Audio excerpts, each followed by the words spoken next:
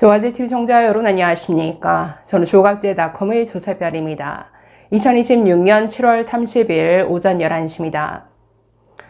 더불어민주당이 보안수사권 폐지를 위한 법안을 처리하면서 한동훈 의원 표현대로 흉한 것을 끼워 넣었습니다.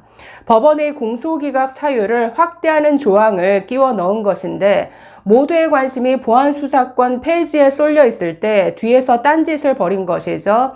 자, 그래서 지금 민주당이 벌이는 모든 짓은 결국은 이재명 대통령 무죄 만들기 프로젝트로 귀결되는 것 같습니다. 자, 이 내용 좀 살펴보도록 하겠습니다.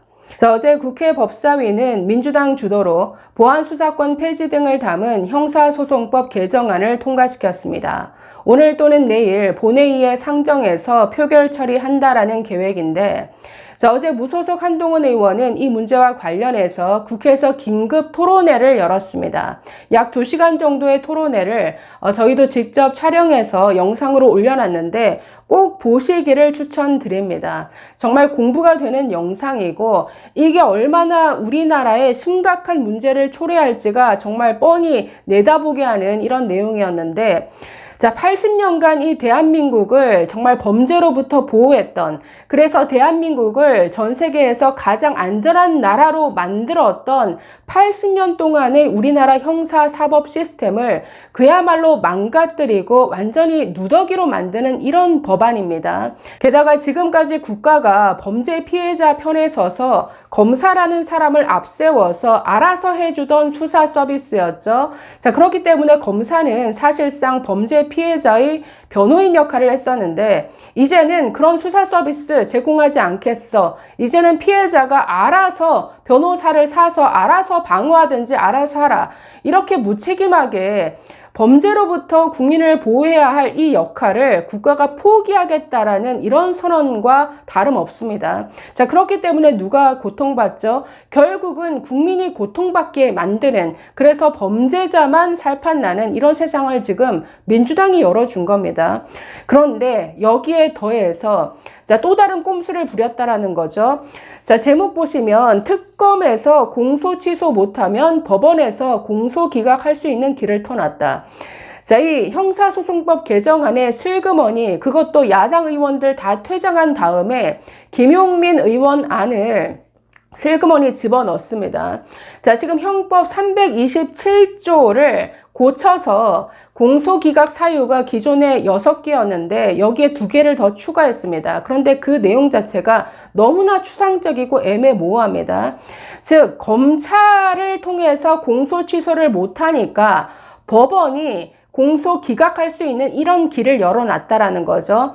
그리고 기존의 검찰의 공소 취소는 1심까지만 가능했습니다. 자, 그런데 이 공소 기각은 대법원까지도 가능하다라는 거죠. 그러니까 검찰을 흔들어서 안 되니까 이제는 법원을 흔들어서라도 이재명 관련 사건을 결국은 없애려고 하는 이런 의도 아니냐, 모두가 의심할 수밖에 없죠. 자, 이 문제에 대해서 오늘 조선일보가 사설을 통해서 잘 정리하고 있습니다. 제목이 막판에 끼워 넣은 공소기각, 누구를 위한 조항인가? 자, 이 내용 읽어보겠습니다. 자, 민주당이 검찰 보안수사권 폐지를 위한 형사소송법 개정안 처리를 앞두고 법원의 공소기각 결정에 관한 조항인 제327조 개정안을 막판에 끼워 넣었다. 공소기각이란 법원이 소송 절차에 문제가 있다고 판단했을 경우 심리 없이 재판을 종결하는 절차다. 현재 형소법 제327조에는 6가지 사유가 규정되어 있는데 민주당은 중대한 위법 수사와 소추 재량권의 현저한 일탈, 이 2가지를 추가했다. 그동안 한마디 논의조차 없다가 법사위 소위에서 심야에 일방적으로 끼워 넣었다. 자, 지금 중대한 위법 수사가 있었을 경우에 또 재량권의 현저한 일탈이 있을 경우에 판사가 판단해서 그냥 사건을 종결하는 겁니다. 이거 요건 안 된다. 이게 얼마나 애매모호합니까? 중대한 위법 수사? 중대한지 안 한지 누가 판단하죠? 게다가 재량권의, 소추 재량권의 현저한 일탈. 이게 검찰이 소추할 만한 사건인지 그 재량권을 현저하게 일탈했다. 너무나 추상적인 표현 두 가지를 집어 넣었다라는 거죠. 굳이 이 시기에. 자, 계속 보시면 국민의힘은 이재명 대통령이 기소된 사건과 관련이 있다고 했다.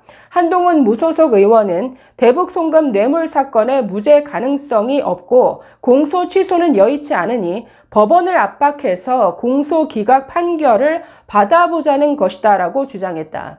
지금까지 민주당이 이 대통령 사법 리스크 해소를 위해 무리하게 추진했던 법안이나 친명계 인사들이 이 사안과 관련해 했던 발언을 볼 때 이런 주장이 터무니없다고 보기도 어렵다.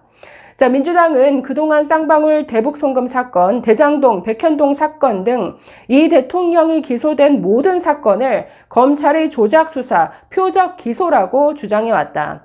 검찰 기소가 조작임을 밝히겠다며 국정조사를 강행했다가 불리한 증언들만 쏟아졌는데도 조작이 드러났다고 우기며 공소 취소 목적의 조작기소 특검을 추진하기도 했다.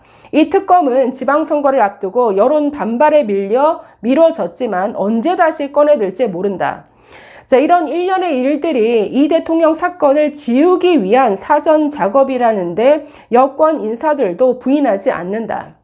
이 대통령도 취임 1주년 기자회견 등에서 검찰 수사와 기소 과정에 대한 규명이 필요하다는 입장을 수차례 밝혔다. 민주당 전당대회를 앞두고 유시민 씨 등 친노 인사들이 공소 취소 비판론을 제기하면서 이 문제는 여권 내부에서도 논란거리로 부상했다. 그 와중에 민주당이 형사소송법 개정 막판에 느닷없이 공소 기각 사유를 추가했다.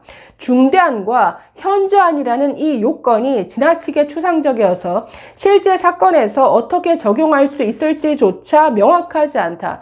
모호하니까 마음대로 판결을 할 수 있다라는 겁니다. 자, 게다가 이는 민주당 인사들이 이 대통령 사건 수사 검사들을 비판할 때 사용했던 논리와 맞닿아 있다. 이 조항이 예사롭게 보이지 않는 이유다. 공소 취소가 여의치 않으니 법원이 공소 기각을 결정하기 쉽게 만들어 놓고 판사들을 압박하려는 것 아니냐는 것이다.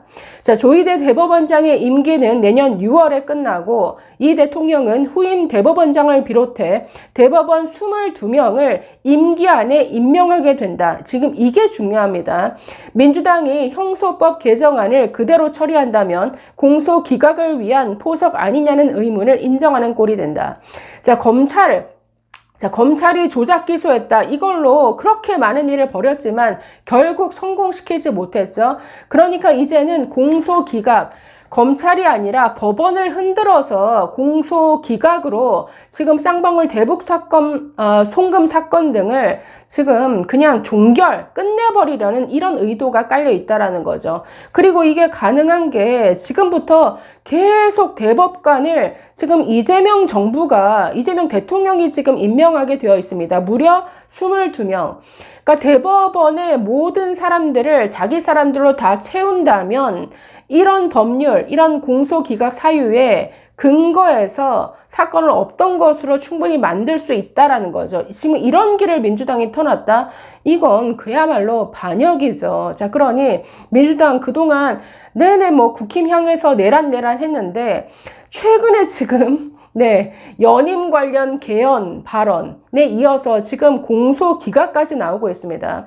자, 그래서 어제 한동훈 의원은 이재명 무죄 만들기를 위한 플랜 A, B, C가 가동 중이다. 지금 이렇게 지적했는데 어제 페이스북 글 한번 더 볼까요? 자, 이재명 대북 송금 뇌물 사건 무죄 가능성이 없고 공소 취소도 여의치 않으니 민주당 단독으로 새로 공소 기각법을 만들어서 법원 압박해서 억지로 여기 끼워 맞춰 공소 기각 판결 받아보자는 것입니다. 이재명 대통령 임기 후에 감옥 안 가게 하기 위해서 공소 취소가 플랜 A, 독재명, 이재명이 아니라 독재 이재명이다. 독재명 연임 개헌이 플랜 B, 공소기각이 플랜 C네요.